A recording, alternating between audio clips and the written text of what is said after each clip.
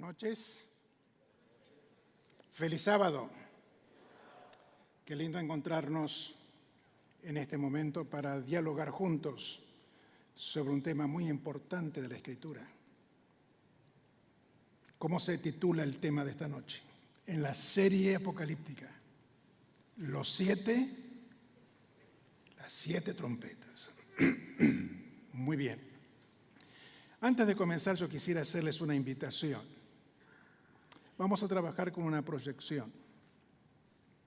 Tengo la impresión que algunos que están sentados allá no van a poder percibir con precisión lo que se ha preparado para esclarecer el tema tan difícil de las trompetas.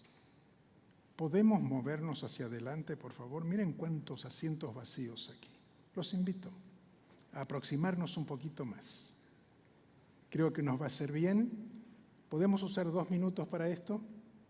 Incluso va a ayudarnos a estar más cerca. Muchas gracias por aquellos que se están acercando. Muchas gracias.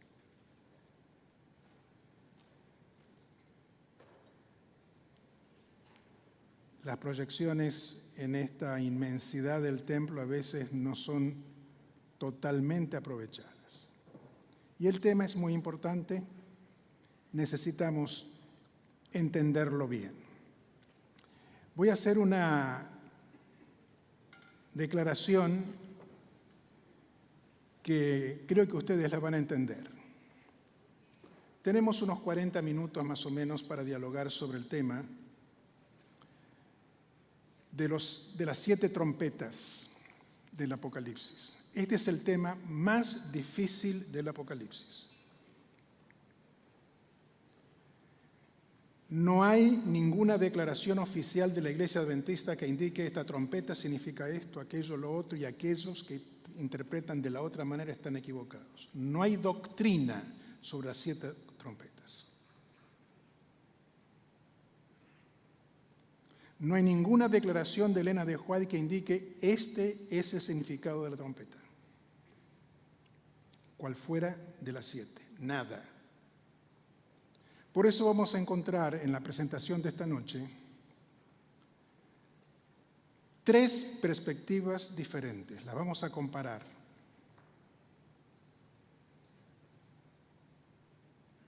Sin embargo, ninguna de ellas tiene el consenso oficial de la Iglesia. Esto es así en las 5 iglesias, en las 7 iglesias, en los 7 sellos, en las 7 copas de la ira de Dios, pero en relación con las trompetas, no. Por eso prestemos atención en el estudio de esta noche. Antes de iniciar, yo quisiera mencionarles alguna bibliografía que ustedes pueden tener a disposición o pueden consultar, ya que no hay consenso en la Iglesia sobre el significado de las 7 trompetas. En primer lugar, la Biblia, el libro de Apocalipsis, donde están mencionadas las trompetas, aunque las trompetas se mencionan en todas las Escrituras. ¿Cómo te va? Qué lindo verte. Un alumno de la Facultad de Teología, graduado en ella. Qué lindo verte. Bienvenido. La Biblia, en toda su extensión. En segundo lugar, el comentario bíblico de Andrews, reciente, salió del horno en el 2022 y en español hace pocos meses.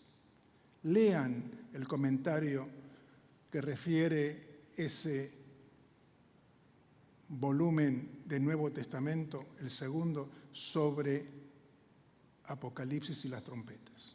Es muy valioso. Ustedes pueden conseguir ese material, está a disposición en la librería Belgrano. Aquí tienen un libro de texto, La revelación de Jesucristo. Todo ese material es muy valioso. Tercero, las 7 claves del Apocalipsis. El texto bíblico tiene claves que van interpretando, vamos a usar una de ellas esta noche, que revelan el significado aproximado del texto, el conflicto de los siglos. Voy a presentar una de las perspectivas esta noche que sigue el conflicto de los siglos. Notable paralelismo entre las trompetas y la historia que es revelada a través de las 7 trompetas. Y tienen ustedes aquí las profecías del fin de Hans Larrondel, que puede ser muy valioso también, porque da un conocimiento mucho más amplio y puede ser muy útil conocerlo. Vamos a comenzar nuestro estudio con una introducción que no podemos ignorar. Son los primeros 3 versículos del Apocalipsis. Si nosotros no conocemos esta clave, muy difícil vamos a poder entender la revelación en sus páginas, en las páginas del libro de Apocalipsis. ¿Qué dice el texto? Vayamos con cuidado. Esta es la revelación de Jesucristo que Dios le dio. Algunos hablan de que el Apocalipsis es una revelación de Jesucristo. Claro que lo es, pero Él la recibió de Dios. Él no es el origen de la revelación. Es la primera persona de la deidad, para mostrar a sus siervos lo que sin demora tiene que suceder. La iglesia estaba llegando al final del primer siglo, ya en persecución. Juan, el discípulo amado, es el autor humano, es el escritor.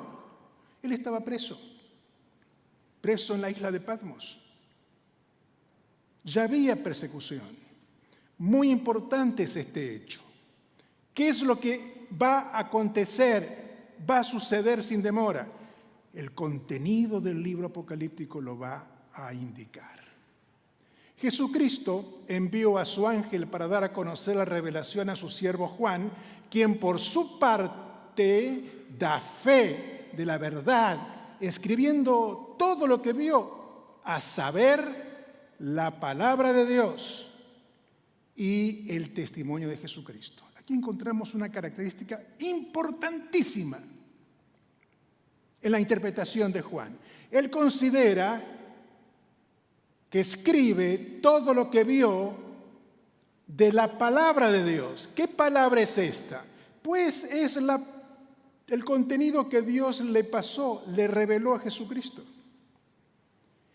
Ese contenido se presenta como la revelación de Jesucristo, que ahora para Juan es testimonio de Jesucristo. Está diciendo exactamente lo mismo. Para que no olvidemos que el Apocalipsis es una revelación. Se muestra, se descorre el significado bíblico, teocéntrico, en un contexto de conflicto y de persecución.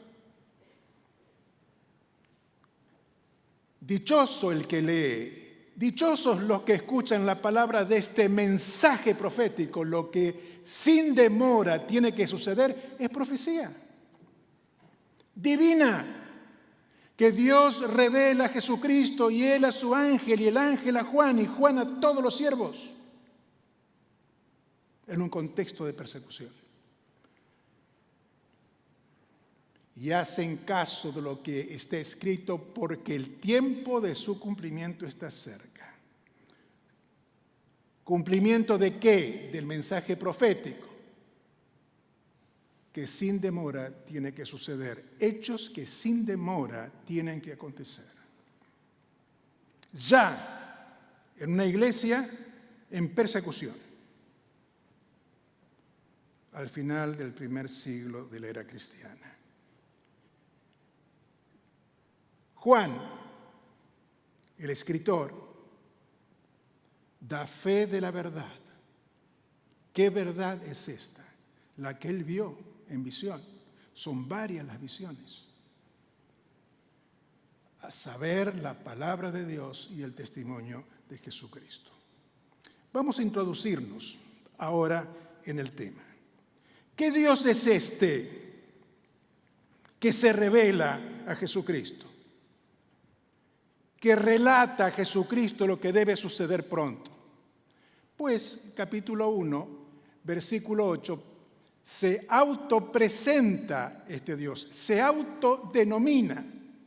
Dice así: yo soy el alfa y la omega, principio y fin, dice el Señor Dios. La palabra Dios en Apocalipsis, en términos específicos, es una referencia a la primera persona de la deidad. Aquí en el capítulo 1 y en el versículo 4 hasta el 6 hay una salutación. Y ahí aparece la primera persona de la deidad, la segunda persona de la deidad y la tercera persona de la deidad. Dice el versículo 4, Juan a las 7 iglesias que están en Asia, gracia y paz a vosotros, de parte del que es y que era y que ha de venir. Después, de parte de los 7 espíritus, y después, y de Jesucristo, el testigo fiel. ¿Dónde está Dios, el Padre? En la declaración de la primera parte del versículo 4, gracia y paz a vosotros de parte del que es y que era y que ha de venir, que aparece aquí en esta declaración en el versículo 8 también. Si hay una salutación trinitaria, llama la atención porque todo el enfoque del Apocalipsis es teocéntrico, centrado en la deidad, en la primera persona de la deidad y en la segunda persona. Es un enfoque teológico y cristológico. El Espíritu está también, obviamente, pero vemos al Padre y al Hijo trabajando en forma permanente. Yo soy el alfa y la omega, principio y fin, dice el Señor Dios, en griego lega y curios, jotheos, el Señor Dios. Notable declaración. El que es y que era y que ha de venir, el Todopoderoso. Son declaraciones tremendamente importantes. El alfa y la omega está indicando la primera letra del alfabeto griego y la última. Principio y fin, lo que significa que Dios es el principio, el fin de toda la creación. Es una referencia al Dios creador, que lo hace a través de nuestro Señor Jesucristo. El que es, era y ha de venir denota su eternidad. Está en pleno control, tanto del pasado como del presente y del futuro. Su eternidad no le impide relacionarse con lo creado. No impide relacionarse con el creyente. No impide relacionarse con aquel que está en Cristo. Él actúa en la historia, históricamente. Y lo que Él va a anticipar en el Apocalipsis son sus intervenciones en la historia, históricamente. Ese anticipo es profecía. Además, dice el texto, el Todopoderoso enfatiza su soberanía, el poder absoluto, su divinidad, el Creador, el que tiene control de todo, por ser su Creador, tanto en el tiempo pretérito, como en el presente y también en el futuro. Por esa razón, es el que revela al Hijo lo que habría de acontecer. Esta introducción es vital.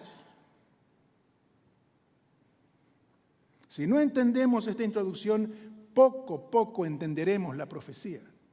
Es Dios el que está revelando los acontecimientos que habrán de suceder en relación con su pueblo en un contexto de persecución. ¿Qué es lo que revela? Este es un cuadro del contenido específico del Apocalipsis. El gran tema del Apocalipsis. hasta el capítulo 13 es los ataques de Satanás contra Dios y su pueblo. Y desde el capítulo 14 hasta el final, la victoria de Dios sobre Satanás y sus huestes. Alguno ha dicho, el Apocalipsis es un texto cristológico, habla de Cristo, de la segunda venida. Claro que sí, pero eso no es el tema. Es parte del tema. El tema del Apocalipsis es el conflicto.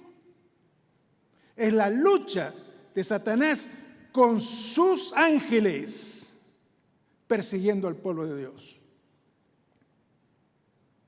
El Apocalipsis es un libro que plantea victoria. Ya el pastor Cotro, hace 2 semanas atrás, cuando habló de las iglesias, introdujo el concepto de victoria. En cada una de las iglesias se promete victoria. Al que venciere, al que venciere, al que venciere. Ese es el tema en el conflicto. No hay otro tema en este texto. Es el gran conflicto cósmico. Los esfuerzos de Satanás para trabajar con el pueblo de Dios, diciéndole, tu Dios es un tirano, dictador. El Apocalipsis nos dice que Dios es amor. Se revela. Podemos conocerlo. Y dará indicadores históricos para que tú lo aceptes como tu Dios, para que yo lo acepte como mi Dios. Observen, en la segunda columna en esta estructura quiástica, cuando se habla de la iglesia militante en la tierra, la iglesia enfrenta ataques del enemigo y hay promesas al vencedor. En la columna paralela, la iglesia triunfante en la tierra nueva, la iglesia glorificada, ya no perseguida, hay promesas cumplidas al vencedor. En la tercera columna, preguntan los martirizados, ¿hasta cuándo, Señor santo y verdadero, no juzgas? Y venga nuestra sangre en los que moran en la tierra, de los habitantes de la tierra. ¿Hasta cuándo, Señor, no juzgarás? Ya estaban en persecución atroz. Ese es el tema del Apocalipsis. Y se muestra que hay victoria. Aquí están los 7 sellos. Las 7 trompetas, perdón. Llena de símbolos. Llena de símbolos. El Apocalipsis está llena de símbolos. Voy a hacer un paréntesis para explicar por qué símbolos. Porque estamos en guerra. Estamos en batalla. Y Dios usa códigos para los lectores, para su pueblo, protegiéndolo de la persecución, protegiendo el texto escrito y protegiendo al autor humano.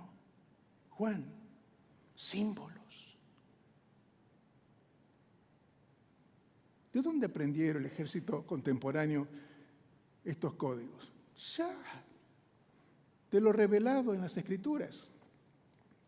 En Daniel se usaron símbolos. En un contexto de batalla. Esos símbolos no están para que algunos lo entiendan y otros no, entre el pueblo de Dios. Todos entenderemos el símbolo porque el Espíritu Santo está trabajando con el significado, dando esperanza al lector creyente, sosteniéndolo en la lucha, esforzándolo a ser fiel, porque habrá victoria.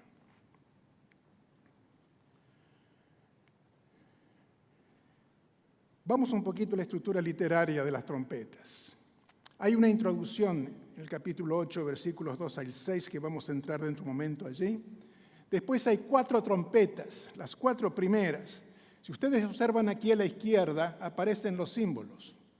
Granizo y fuego mezclado con sangre, la segunda trompeta, montaña ardiendo en el mar, la tercera trompeta, ajenjo, aguas amargas, la cuarta trompeta, oscurecimiento de astros, etcétera. Y así podemos ir avanzando.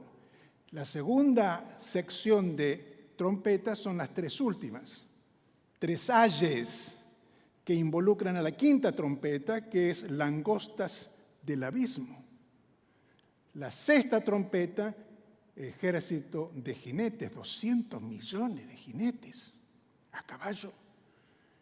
Y la séptima trompeta con un interludio en el capítulo 10 muy importante, que tiene que ver con el misterio de Dios completo, juicio final, y el tiempo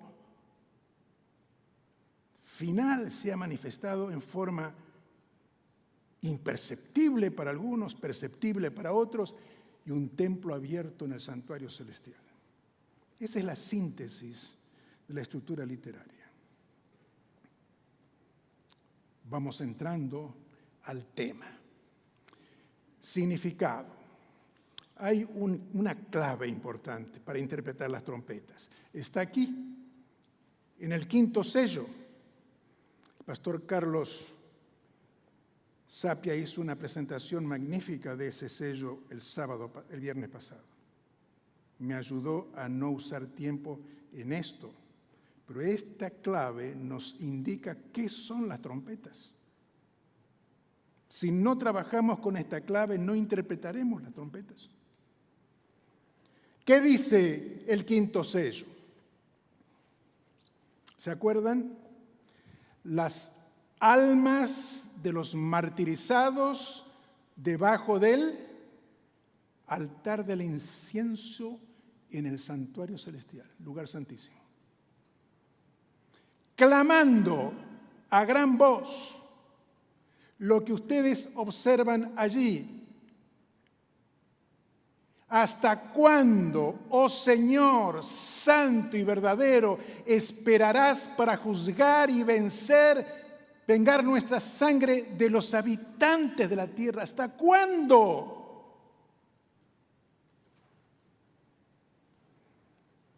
Un paréntesis. Esas almas son símbolos, no es una realidad, porque no hay ninguna alma en el santuario.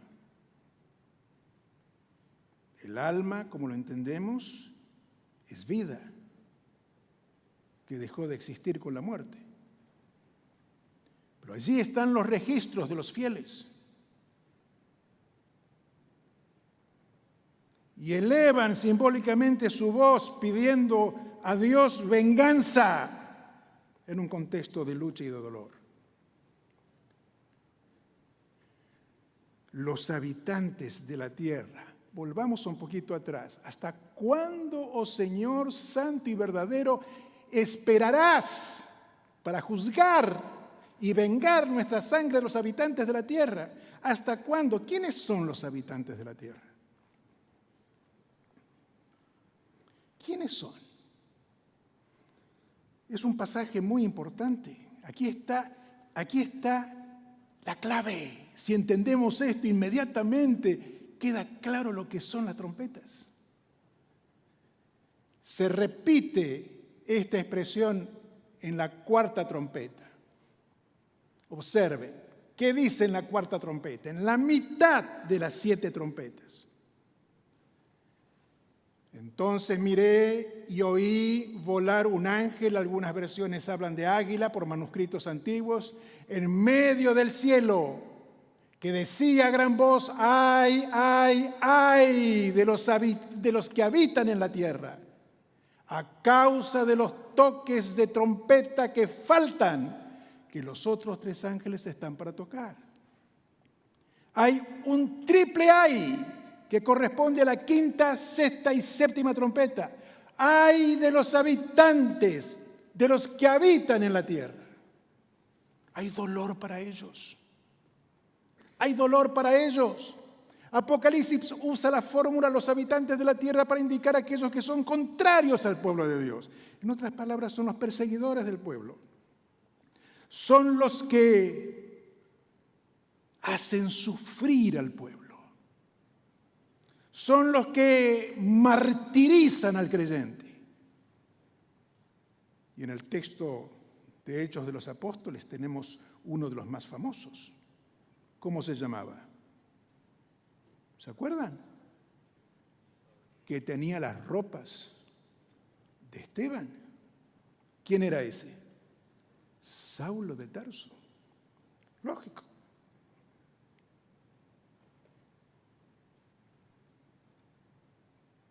Él está contabilizado entre estos. El primer mártir. Los habitantes de la tierra están mencionados por los santos que claman a Dios para que haga justicia. Y cuando ellos claman, las trompetas comienzan a dar su mensaje. Las trompetas son la respuesta. Las respuestas son advertencias. Las respuestas de las trompetas son juicios temporales, progresivos, para los que atropellan al hombre y a la mujer de fe, lo martirizan. Dios está en el control. Es un mensaje que genera esperanza, seguridad, confianza. El Todopoderoso está en control. ¿Qué dice la iglesia? Es así. Ese es el mensaje de las trompetas. El mensaje se vuelve más claro al comienzo del relato de las trompetas. Si ustedes abren sus Biblias, allí en el capítulo 8 van a encontrar en el versículo 3 y 4, otro ángel vino y se paró ante el altar con un incensario de oro y se le dio mucho incienso para que lo añadiera a las oraciones de todos los santos sobre el altar de oro que estaba delante del trono. Es una visión del trono, es una visión del santuario, es una visión del Santísimo Celestial. Allí el ángel se acercaba con el incienso y el incienso se elevaba con las oraciones de los santos que pedían venganza. Lógicamente ese incienso llegaba al trono de Dios. Y Dios recibía el impacto del incienso, pero también las oraciones de los santos que clamaban venganza. Las oraciones de los santos se elevan al comienzo de las 7 trompetas, como en el capítulo 6, en el 5º sello. Cuando los santos, representados simbólicamente por almas que están debajo del altar, claman por justicia. El ángel, dice el versículo 5 del capítulo 8, tomó el incensario, lo llenó con fuego del altar, lo arrojó a la tierra y hubo truenos, ruidos, relámpagos y un terremoto. Entonces los 7 ángeles que tenían las 7 trompetas se prepararon para tocarlas. Se prepararon con un mensaje de esperanza, condenación para los perseguidores de la iglesia cristiana. Las trompetas están relacionadas temporalmente con las 7 iglesias, con los 7 sellos, como lo estará también las 7 copas de la ira de Dios, las plagas finales. A medida que las 7 iglesias iban acompañándose, se las describe entre sí en el capítulo 2 y 3. Los sellos en el capítulo 6, tratando otro aspecto de esas iglesias. Y también en el mismo periodo de las iglesias, los 7 sellos, ahora presentando juicios en la persecución, en la batalla, en el gran enfrentamiento cósmico. En paralelo están trabajando los 7 periodos. Este específico son juicios. No al pueblo, sino al ente perseguidor. Tal vez en algún momento nos veamos cómo actúa, no veamos cómo actúa la mano del Señor en esta vida. Tal vez nos parezca injusto lo que está sucediendo con algunos de nosotros, pero el día del juicio vendrá y se levantará el telón y todo queda muy claro para nosotros. Dios estuvo presente. Apocalipsis deja entrever el propósito de Dios en corregir el mal que sufre el Hijo de Dios en su preparación para la eternidad. Provee una base sólida sobre la cual podemos resistir en medio de los problemas más difíciles de la vida, confiando en ese Dios que está en el control de la historia. En realidad, la historia es teología. La historia es el escenario a través del cual Dios manifiesta su gracia para con su pueblo frente a la propuesta dragónica en el gran conflicto. Observe la secuencia de los hechos en síntesis. Las oraciones de los santos se elevan, llegan a Dios junto con el incienso. Cuando Dios las escucha, las trompetas comienzan a sonar. ¡Qué notable! ¡Qué notable! Las trompetas son la respuesta del Señor a las oraciones de los santos. Dios está allí presente. Tú estás siendo acompañado por el Alfa y el Omega, el que es el principio y también que es el fin, que es la promesa, pero también es el cumplimiento. El que es y el que está presente a través de los siglos con su pueblo. El Todopoderoso está allí, comprometido con tu fe, comprometido con tu pacto en este conflicto cósmico, donde se define a quién adorar. Ese es el tema. Voy a presentarles un cuadro comparativo de las perspectivas, de las interpretaciones de las 7 trompetas en el adventismo. Estoy escogiendo tres apenas. Pueden ser 7, pueden ser 10, pueden ser 12 interpretaciones distintas. Pero voy a trabajar con 3. Estas 3 presentaciones no son exhaustivas, pero trabajan con el método historicista, que es el método de interpretación de las profecías bíblicas en el adventismo. La promesa es un cumplimiento en el tiempo. Por tanto, la profecía tenemos que interpretarla en el tiempo correcto, históricamente. A ese método llamamos historicismo. No las interpretamos pretéritamente, como algunos lo consideran. Eso está allá, ya hoy no tiene sentido. O a través del futurismo. Eso está por venir. No, la Iglesia Adventista interpreta históricamente los hechos de la revelación. Van aconteciendo en el ritmo de la historia. Observen,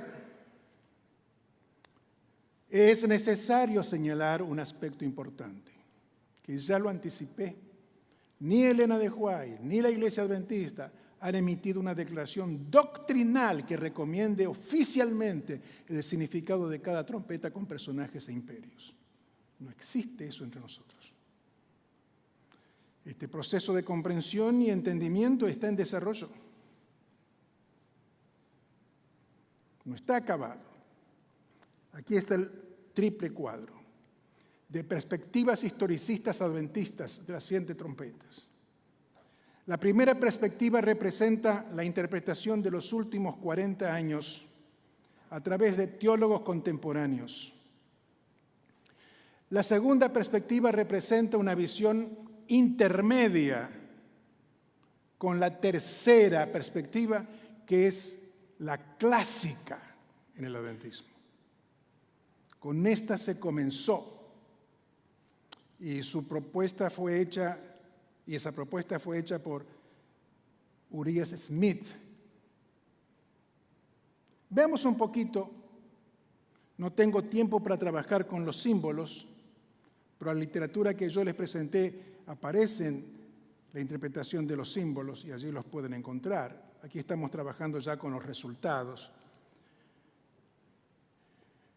Observen que cada advertencia, cada trompeta, cada juicio divino acompaña la era de alguna de las iglesias, la primera iglesia, la tercera iglesia, la cuarta iglesia, la quinta iglesia, la sexta iglesia, la séptima, etc. Así es con todas. Van paralelo con la iglesia del capítulo 2 y 3 de Apocalipsis.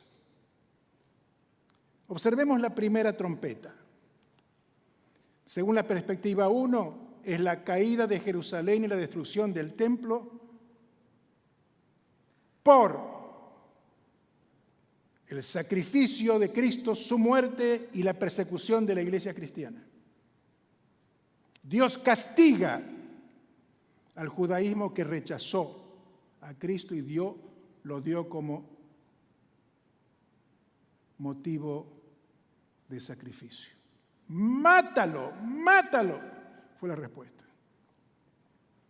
La segunda perspectiva interpreta la caída de la nación judía, sin mucha explicación. La tercera son los ataques de los visigodos al Imperio Romano. Ya nos fuimos fuera del territorio de la iglesia. Observen que la primera y la segunda perspectiva trabajan en la era de la primera iglesia. Allá es la tercera iglesia. Está fuera del periodo histórico correspondiente. Vayamos a la segunda trompeta. Es la caída de Roma por la toma de Jerusalén y la persecución de la iglesia. Es en el imperio romano que esto ocurre. Para la segunda perspectiva, cristianos martirizados. Está muy próxima a la declaración de la primera perspectiva. En la tercera son los ataques de los vándalos al Imperio Romano, que corresponde a la tercera era cristiana. Lo relaciona también con la cuarta y la tercera, la segunda perspectiva. Vamos a la tercera trompeta. Es la apostasía medieval. Es el periodo del oscurantarismo, todo oscuro. El paganismo se introduce, paganizó la iglesia en vez de cristianizar el paganismo. Es aquí cuando se producen los grandes cambios en las doctrinas. ¿Se acuerdan en los sellos qué color tenía el primer jinete y el primer caballo? ¿Se acuerdan? ¿Cuál era el color? Sí, blanco. ¿Cuál era el segundo color del jinete del segundo sello? ¿Se acuerdan? Rojo. ¿Qué significa eso? Sangre. Pureza del blanco. Sangre en el segundo. Era persecución. El tercer jinete y el caballo, ¿qué color tenían? Negro, totalmente opuesto al primero. Ya había oscuridad plena. Y el cuarto caballo, el cuarto sello, ¿qué color era? Amarillo. Amarillo. ¿Qué significa el amarillo? Muerte. Va acompañando la trompeta a lo que estaba ocurriendo en la historia y en los periodos eclesiásticos previos. Para la segunda perspectiva, la verdad comprometida también. Claro, la Escritura dejó de ser autoritativa para el creyente. La Escritura tiene la palabra de Dios, pero no es la palabra de Dios. Y la tiene para ti, no para mí.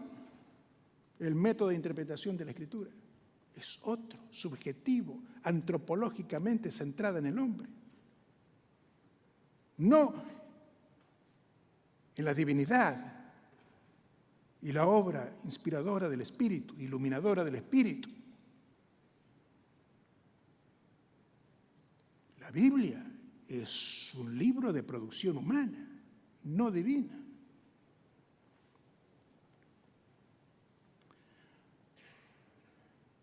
Vamos a la cuarta trompeta. Fuente de luz limitada, secularismo. Claro, después de la oscuridad de la Edad Media, ya la Escritura no tiene ningún valor. La fuente de luz, de verdad limitada, por supuesto, estamos en el periodo de la Quinta Iglesia, y lo mismo interpreta la segunda perspectiva, pero la tercera dice caída de Roma occidental.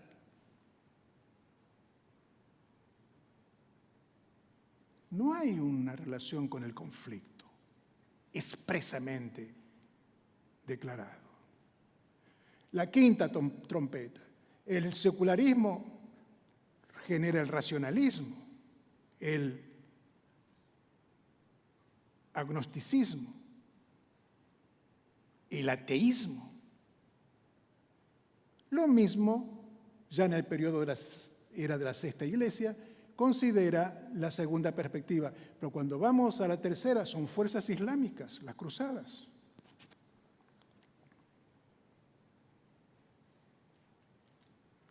Llegamos así a la sexta trompeta, filosofías ateístas, ateísmo. Lo que está claramente expresado en el conflicto de los siglos y en las profecías. ¿Se acuerdan los tres espíritus de Apocalipsis? ¿Dónde están los tres espíritus de Apocalipsis? En la tercera perspectiva.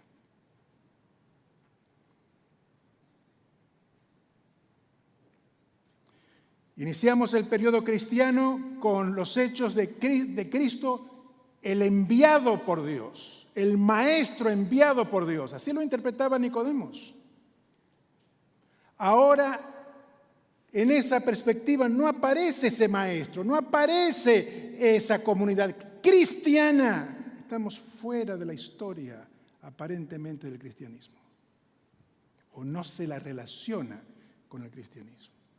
Ya las trompetas no son un castigo, un juicio temporal. Digo temporal porque va a aparecer una cuarta parte, una cuarta parte, una cuarta parte, una cuarta parte. No son el 100% juzgados. Es una tercera parte. Claro, porque es una advertencia general.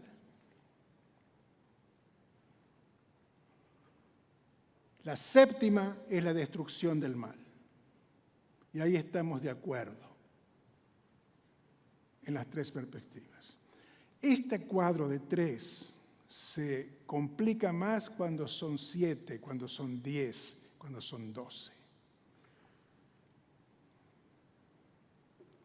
El desafío de la Iglesia es entender exactamente esto. Y aparentemente los teólogos contemporáneos están yendo en una dirección pareciera ser coherente con todo el mensaje del Antiguo Testamento. Lo que hace el teólogo contemporáneo es interpretar los símbolos del Apocalipsis sobre los significados de los mismos símbolos en el Antiguo Testamento. Y llegan a esta propuesta. Avanzo rápidamente para sintetizar. La primera trompeta tiene esos símbolos y la Iglesia, a través de los teólogos contemporáneos, interpretan que representa la caída de Jerusalén y la destrucción del templo por los romanos en el año 70, describiendo el juicio sobre aquellos que participaron en la persecución de Cristo y en la Iglesia primitiva. El segundo, los símbolos están allí, representan la caída de Roma, el imperio que persiguió a Jesús y a la Iglesia primitiva, dificultando la expansión de la predicación del Evangelio. La tercera, está allí el símbolo, anticipa la caída del imperio romano que sumió al mundo en la oscuridad de la Edad Media, cuando el cristianismo dominante se apartó de la pureza del Evangelio. La tercera incluye el aspecto de exponer las consecuencias de la apostasía medieval en términos de la muerte espiritual de aquellos que bebieron de su agua contaminada, desacreditando y comprometiendo la verdad del Evangelio. La verdad del Evangelio estaba muy, muy afectada. La cuarta tiene los símbolos que se señalan allí y predice la situación del periodo postmedieval. La Reforma restauró la Biblia como norma de fe, como norma de conducta, como verdad, como enseñanza. Sin embargo, en ese periodo postmedieval sucedió algo extraordinario, la escolástica, caracterizada por controversias teológicas, dando origen al iluminismo europeo, una reacción filosófica e intelectual contra el dogmatismo religioso, limitando la influencia de la Escritura como fuente de luz y verdad. Llegamos a la quinta, que establece la condición espiritual del mundo después del iluminismo, que se caracterizó por el auge del racionalismo, escepticismo, humanismo y liberalismo. La teología centrada en Dios fue reemplazada por la filosofía atea, centrada en el ser humano, que deja poco o ningún espacio para Dios. El primer ay, ya en la quinta trompeta, abordaba la falta de reconocimiento espiritual de la persona sobre quién es él o ella, un autosuficiente del movimiento secularista. No necesito la revelación, yo me valgo por mí mismo. La sexta, están los símbolos allí. Detalla la gran concentración del ejército de Satanás para la batalla final de Armagedón. Notable, es durante esta intensa actividad demoníaca que Dios se esfuerza especialmente por llegar a los corazones humanos mediante la proclamación del Evangelio eterno, el fuerte clamor que ustedes conocen, que está dentro de nuestra plataforma de creencias. El segundo ay se hace presente. ¿De qué se trata? La falta de reconocimiento espiritual de una persona acerca de quién es Dios. Ese es el tema, el Dios que revela el Apocalipsis. Ahora encontramos que el pueblo no sabe quién es Dios. Claro, influencia del periodo medieval, postmedieval y el iluminismo francés. Un rechazo total que lleva a una vida gobernada por Satanás y sus filosofías ateas. ¿Se dan cuenta, hermanos? Lo que está en el contexto es a quién adoramos. ¿Quién es el Dios a quien adoramos? Ese es el tema. Y quien persigue al pueblo que adora a su Dios, recibe la advertencia. Hay juicio contra ti. Dios está actuando. La séptima trompeta, con sus símbolos, advierte sobre el final de la historia, de maldad en la tierra, con el cierre del tiempo de gracia, cuando el misterio de Dios se consumará, el tiempo no sería más. Estamos en los límites de la gracia divina. El tercer ay es el resultado natural de estos reconocimientos que tendrá un efecto muy real, la muerte eterna. 1000 años después de la primera muerte y la segunda venida de Cristo.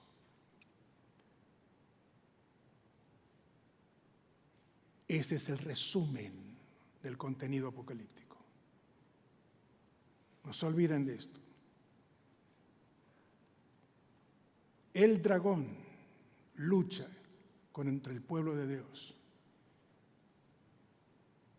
Y Dios lo vence victoriosamente. ¿Qué dice la iglesia?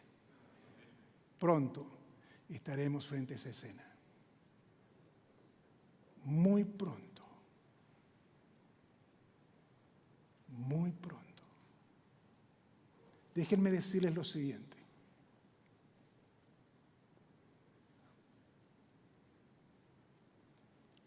Esta semana, en Libertador San Martín, sepultamos a algunas personas.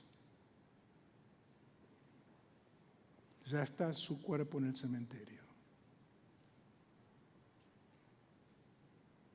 ¿Qué ilustra esto? Que para esa persona la batalla terminó. Como justa, como justo o como impío. Nosotros seguimos esperando la segunda venida, pero es posible que hoy o mañana nos ocurra exactamente lo mismo que esa persona. Para nosotros el tiempo del fin llegó.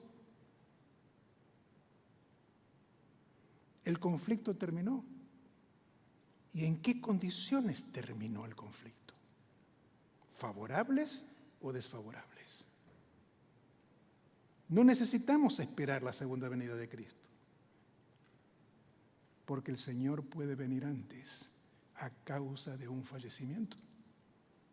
¿Lo entendemos así? A mí no me preocupa la venida de Cristo. Lo que me preocupa es mi periodo vital, porque si yo voy al descanso, victorioso es una cosa, pero si voy vencido es otra.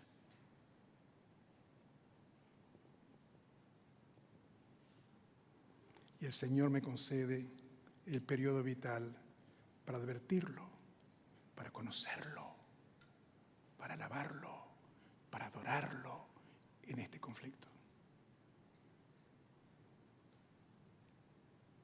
Y lo que habremos de escuchar a aquellos que resucitaremos o que estaremos vivos es una breve declaración. Buen siervo y fiel, sobre poco has sido fiel, entra al gozo de tu Señor. Amén. Que esa sea nuestra experiencia en Cristo Jesús, en este contexto de conflicto cósmico, donde Dios ya es victorioso.